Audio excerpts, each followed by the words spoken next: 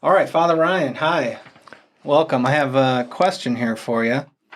Didn't the Catholic Church send us into the Dark Ages? Didn't the Church teach that the earth was flat? What about Galileo? Intelligent design. Is it though? What's the scientific evidence for a soul? Again, what is that? Have you looked under a microscope and seen a soul? Did you know lots of scientists are atheists? You're being mean.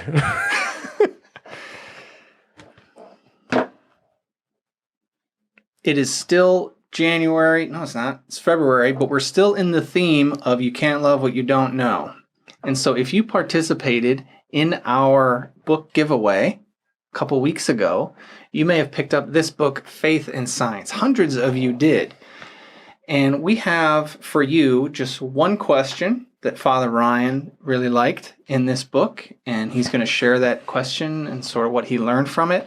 But this is part of an encouragement for you to get into this book if you haven't yet. It is thin. Yeah, that's short. That's the first thing I want to say. It's a total of, I believe, 58 pages. And page 59 is about the author. So no one reads that anyways. So 58 pages, and they're all very thin, very short, easy pages. It doesn't mean the topic's easy. So if you read this and you thought, whoa, I'm not used to thinking this way. That's understandable. But of all the questions, which are 20, there's 20 answers, number 7 is the one that I thought would be good to talk about, just to help us go a little deeper. And the question is, why can't I just have faith in science as the way to understand the world? Right? And so Faith in science. Faith in science. But really what he means is, why isn't science alone enough? Like, why do we have to have this debate? Why do we have to, fine, okay, I keep feeling maybe persecuted by a friend or maybe a professor or maybe my son or daughter or grandkid is like challenging my faith with science. Like, can't I just make nice and just be like, fine, let's just believe science will be fine? Like, isn't that science enough? That's really the question. It's reliable. Yeah, I mean, I had a headache the other day, right? What did I do? I took Advil. Why? Well, because science has discovered a way by which you can alleviate headaches, right? That's a great thing. We love medicine. Right? These are all very good things. Science is wonderful, but it's limited. And there's more things in our lives that give us joy and meaning and peace than simply the scientific parts of life. So we need both science, faith, other elements like art and music and poetry and history. We need all sorts of fields of knowledge and experience to be fully alive. Yeah, that makes life beautiful. Full, yeah, exactly. So interesting. The guy who wrote this, analytical and laboratory. Yeah, you know the guy who wrote this, I think. Don't you know Trent Horn? I've never met him, but I've read him and listened to him for years. You know him. Let's just say you know him. All right. Tight. You and Trent go back many years. Yeah, I read the About the Author page. You did? So, no one reads it. Yeah, I didn't think so. You said that yourself. No one reads it. Okay. But his name's Trent. All right. And he says this about science, which is really, really helpful, I think, is the science also relies on assumptions that the world operates certain ways. Now, that may sound like, okay, what's the big deal? Well, science means that in order for something to be scientifically understood, the thing has to be knowable. Or you can think back to middle school or high school. You learn the scientific method. You have a hypothesis, you set up a way of testing it, you run through these tests, it either checks out or it doesn't. And it's a very safe, calm, organized way to move from unknowing to knowing. But there's several things that process presupposes. Like, it presumes that the thing you're looking at can be known, and it also presumes that we're the kind of creature that can know things. But science itself doesn't deal with that world of assumptions. It just deals with, all right, yeah, things can be known and we can know them. So now let's figure out how everything works. It's important to know how things work. But there's other parts of life that are just as important, if not at times more important. What does it mean to be human? Well, part of it is I'm a knower. I can know how things work. What is all of creation all about? Well, it's created intelligible, meaning it can be known. Or Pope Benedict one time said to be recognized, recognized, so it can be thought of again. It was first thought into existence by God, and now I'm thinking about it again to understand what it is, how it works. And so in one little sentence, We have the answer so clearly that why can't I just have science for everything? Well, there's parts of life that don't fit within the method of science that we actually experience. So science doesn't even explain all of our experience then as well. Yeah, yeah, like love and our yearning for justice and our appreciation of beauty. Yeah. Yeah. Yeah, there's an example someone told me one time that I thought it's my go-to when I discuss with college students and things. A lot of students will come back right on like a Christmas break or something like that. They've been to college for a while. Now they have all new questions, and questions are really, really good. The Catholic Church loves questions. We are not afraid of them. And so if your kid or grandkid or friend or whatever is asking questions, say thank you. We love questions. They're really good. But the best one for science for me is a scientist can go into the Sistine Chapel and do all sorts of tests to tell me how old the paint is. What is the chemical makeup to get that blue or that green? And it can actually replicate it so that art restoration can happen to keep it alive. So art and science can work together. But science can never tell me it's the last judgment. Science can never tell me the meaning of the painting. Similarly, we can find The an old... Last Judgment, you mean the actual painting? The actual The painting. Last Judgment by Michelangelo. By Michelangelo. Walk into the Sistine Chapel. Science doesn't tell me what this is a painting of and what the meaning that's conveyed in it.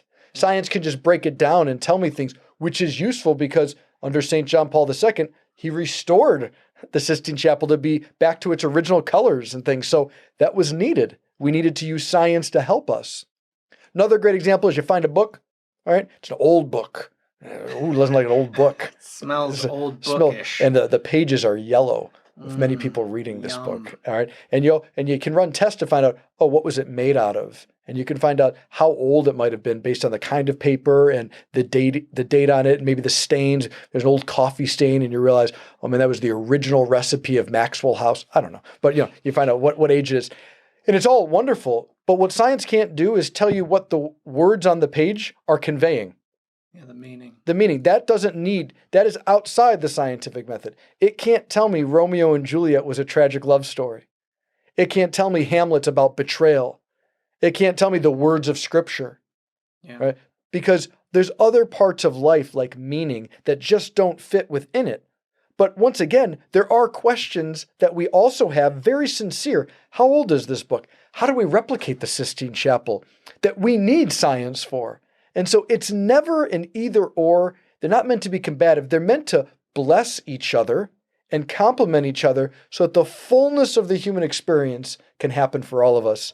And in this book, it gives us a good step forward in 57 pages? Yeah. You could read this in one night, easy. Yeah, absolutely. And so we want to encourage you to do that. And there was something else near the end of the book that you wanted to bring up about just this great tradition that we have in our church and in Christianity of people who were brilliant, who yearned for the truth, who sought the truth, and made great advancements in science. Yeah, when you go into a college campus, usually the theology department and the science department are very different buildings. They're not the same building, right? But in our history, a lot of the greatest scientists that ever lived were also theologians or devout believers. And so they do exist in a person.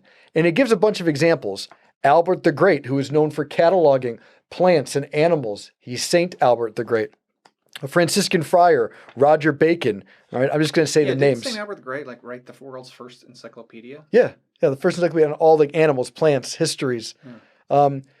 Nicholas Copernicus, have you ever heard that name? All right. I don't know if you've heard of these names. Mendel, right? The laws of inheritance and things, as well as, I never say his name right, but George Lemaitre. Did I do it? Do you know? I don't think so. He's not here to correct me. But he's the father of the Big Bang. The point is on pages 57, 58, Trent Horn names about 5 or 6 people in our tradition who are both devout believers, have degrees in canon law, theology, are praying, celebrating the sacraments, learning to forgive their neighbor, and deeply committed to the scientific enterprise. And it just helps us to say, wait a minute, when we feel the pushback, when we feel people doubting and questioning our faith, we can say, wait a minute, I can point to actual historical people that were able to work these out So maybe in this moment, I'm insecure. I don't have the knowledge right at hand. That's okay. That's a very human experience, being insecure. But it means I can probably find it out, and we can find a way that this works together so science and faith can build off of each other. And so you can't love what you don't know. The idea is that we can love our faith more the more we know how science and faith complement and go together. Yeah. Yeah, to believe that faith and science contradict, it's really shallow idea.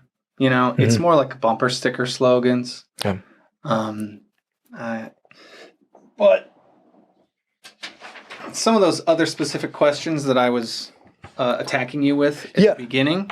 Attack's a good word. Those you felt attacked. Those are also covered in this book about Galileo, intelligent design, the God of the gaps, scientific evidence for the soul. So there's a lot of specifics that are answered in this little package, but we just want to do this video to show you a little taste of what's in this particular book. And if you didn't get this book or any of them, you can order them at shop.catholic.com. They're all really reasonable, like less than $4.